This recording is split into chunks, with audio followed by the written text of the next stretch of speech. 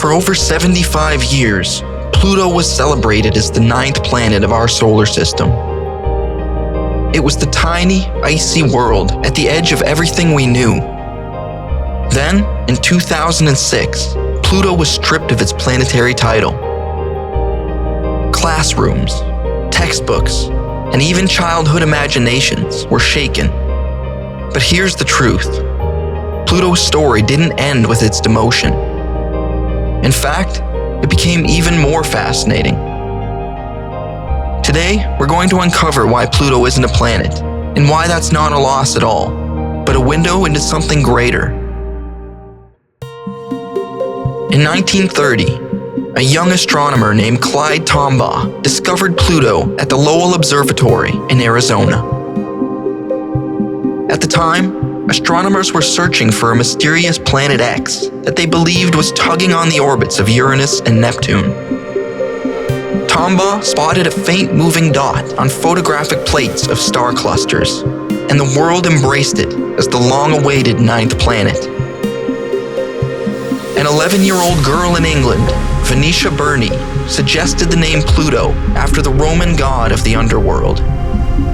It was perfect for a cold, distant world cloaked in darkness. But almost immediately, Pluto stood out as unusual. It was tiny, smaller than Earth's moon. Its orbit was tilted and stretched, unlike the neat paths of the other planets. And as technology advanced, astronomers realized Pluto wasn't alone. In the 1990s, they discovered the Kuiper Belt, a vast region beyond Neptune filled with icy bodies. Pluto was just one of thousands of objects out there. Suddenly, it didn't look so unique. In 2006, the International Astronomical Union decided it was time to define what a planet actually is. To qualify, an object must meet 3 criteria. First, it must orbit the sun. Second, it must be massive enough for gravity to shape it into a sphere. And third, it must clear its orbit of other debris. Pluto passes the first 2 tests, but fails the third. It shares its neighborhood with countless other Kuiper Belt objects. That is why Pluto was reclassified as a dwarf planet. Pluto's new status doesn't make it any less extraordinary. In fact, it highlights just how expansive our solar system really is. In 2015, NASA's New Horizons spacecraft flew past Pluto and revealed a world more complex than anyone imagined. Vast nitrogen ice plains, towering mountains made of water ice, a heart-shaped glacier called Tombaugh Regio, and evidence that Pluto may even have a subsurface ocean.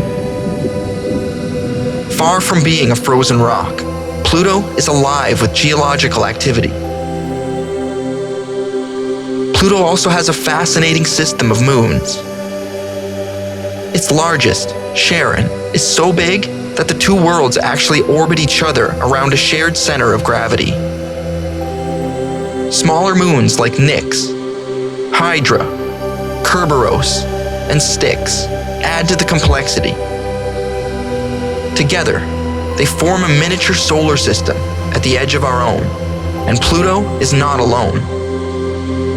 Other dwarf planets like Eris, Haumea, Makemake, and many other candidates share its realm. By studying them, scientists are learning how planets form and evolve. Pluto's reclassification wasn't a demotion. It was a step forward in our understanding of the universe. Science is about refining definitions as we learn more, in a never-ending pursuit of the truth. By calling Pluto a dwarf planet, we acknowledge the richness of the solar system beyond Neptune. We recognize that our cosmic neighborhood is far more varied than we once believed. So why isn't Pluto a planet? Because our knowledge grew. And why is that okay? Because Pluto is still a captivating world. It reminds us that the universe is full of surprises, and that every time we think we've reached the edge of knowledge, there's always more waiting to be explored. To this day, Pluto is still a topic of debate for many people, but one thing is for sure: it certainly fits in much better with its dwarf planet relatives than it ever did with the major planets. Thanks for joining me today. If you made it this far, you're an absolute legend. If you enjoyed this video, feel free to show your support with a like, by sharing your thoughts on Pluto in the comments below, or by sharing this video with other curious minds. Feel free to subscribe and hit the bell icon if you'd like to learn more about the vast cosmos. Until then, my friends, take care and be well.